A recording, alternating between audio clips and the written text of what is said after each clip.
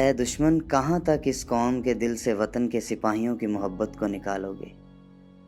तुम हार जाओगे, तुम्हारी नस्लें मिट जाएंगी, मगर कौम के दिल से वतन के सिपाहियों की मोहब्बत को नहीं निकाल सकोगे।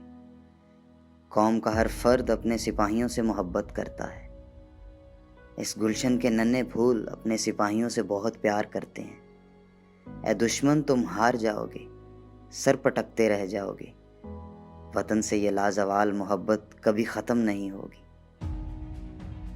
ए दुश्मन, तुम मिट जाओगे, मगर ये मोहब्बत कभी ख़त्म नहीं होगी। तुम हार जाओगे, मगर ये मोहब्बत कभी नहीं हारेगी।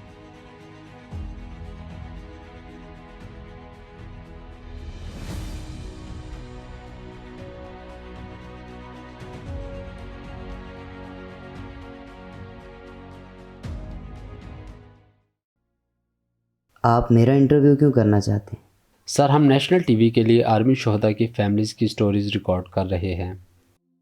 सर, आपके फादर पाकिस्तान आर्मी के एक जांबाज ऑफिसर थे। आपने आर्मी ज्वाइन क्यों नहीं की?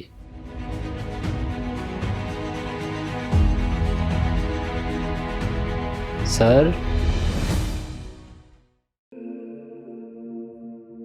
I still remember that last call.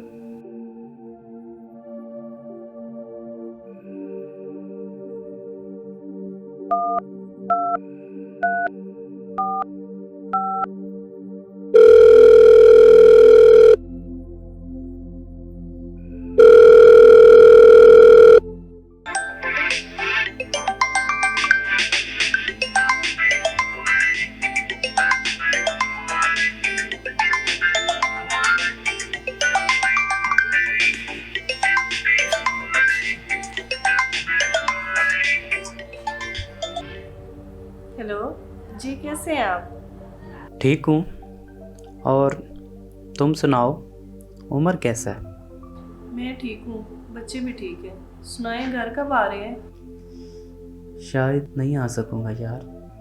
बच्चे रोज़ पूछते हैं और मैं रोज़ झूठ बोलती हूँ। कल उमर गली में अपने दोस्तों को बता रहा था इस ईद पे मेरे पापा ज़रूर आएंगे। उमर किधर है? मेरी बात करवाओ। उमर, इधर आओ, पापा का फ़ोन है। मैं बात नहीं करूँगा, पापा गंदे हैं, वो मुझसे मिलने नहीं आते। पता नहीं इतने दिन कहाँ रहते हैं। बेटा, पापा हैं आपके, लो बात करो, शाबाश। हेलो जी पापा, कैसे हैं आप? ठीक हूँ बेटा, आप सुनाओ कैसे हो? क्यों नाराज़ हो अपने पापा से? पापा, आप कहाँ हैं? आप मेरे स्कूल रिजल्ट पे भी नहीं आए। अब ईद आने वाली है, आप नहीं आ रहे? बेटा मैं दूर हूँ, इसलिए नहीं आ सकता। ईद के बाद आ जाऊँगा अपने बेटे को मिलने के लिए।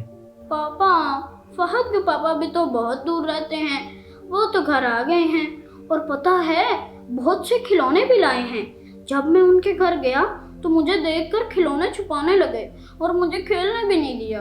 बेटा मैं भी जब आऊँगा अपने बेटे के लिए बहुत से खिलौने लाऊंगा। नहीं पापा, मुझे खिलौने और पैसे नहीं चाहिए, बस आप आ जाओ। सब बच्चे अपने अब्बू का हाथ पकड़कर ईद नमाज पढ़ने जाएंगे। मैं किसकी उंगली पकड़कर जाऊंगा ईद नमाज पढ़ने? बेटा इंशाल्लाह अगली ईद नमाज में अपने बेटे के साथ पढ़ूंगा। हेलो पापा, क्या हुआ? कुछ बोले ना। हेलो मम्मा, मम्मा देखें पापा बात क्यों नहीं कर रहे? हेलो,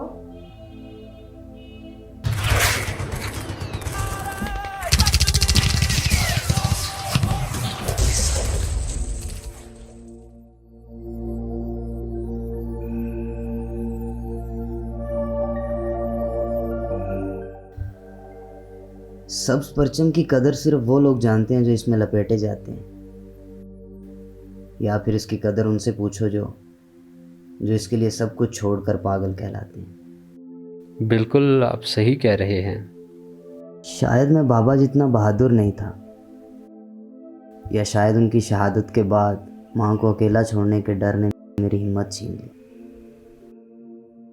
मैंने माँ के साथ रहने का फ़ैसला कर लिया, जबकि माँ ने मुझे कई बार कहा कि मैं अपने बाबा की तरह फ़ौजी बनूं। बहुत परेशान रहने लगा क्योंकि जो बनना चाहता था वो बन नहीं सका, और खून में वतन की मोहब्बत का जज्बा था जो मुझे ये कहता था कि मैं मुल्क का मुहाफिज बनूं। एक दिन माँ ने कहा कि बेटा तुम बॉर्डर पे ना रहते हुए भी वतन से मोहब्बत का सबूत दे सकते हो।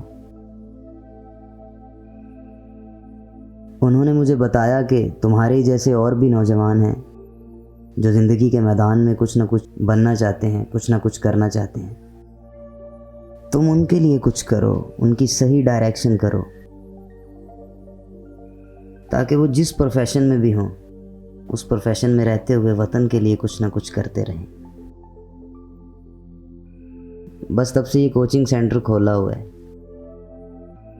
1 साल में अगर एक बच्चा भी अपना ख्वाब पूरा कर लेता है तो मुझे लगता है कि मैंने बॉर्डर पे दुश्मन के खिलाफ जंग जीत ली। Great, very great. तो कभी कभार दिल तो करता होगा आर्मी यूनिफॉर्म पहनने का। पाक सरज़मीन शादबाद, ईश्वरे हसीन शादबाद।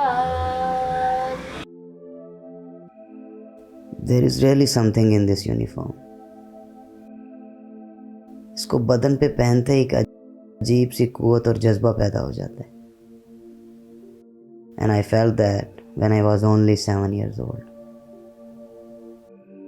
We should always respect and support this uniform. Pakistan जिंदाबाद। वतन के जांबाज सिपाही हमारी जान हैं, हमारी आन हैं। ये सिपाही हमारा फख्र हैं, हमारा गुरूर हैं। ए दुश्मन तुम हार जाओगे। वतन की मोहब्बत की मट्टी से गूंदी हुई ये कौम अपने सिपाहियों से वालिहाना मोहब्बत करती है और ये मोहब्बत कभी ख़त्म नहीं होगी, क्योंकि जब तक ये सिपाही वतन की आन पर कुर्बान होते रहेंगे, शहीद होते रहेंगे, कौम का फख्र बनते रहेंगे, कौम का सर बुलंद करते रहेंगे, ये कौम भी उनसे बहुत मोहब्बत करती रहेगी, उन सिपाहियों के लिए दुआ गो रहेगी। ये पाक वतन बेइंतहा कुर्बानियों के बाद हमें हासिल हुआ और इसकी इज्जत और बका के लिए हम अपनी जानें हमेशा कुर्बान करते रहेंगे।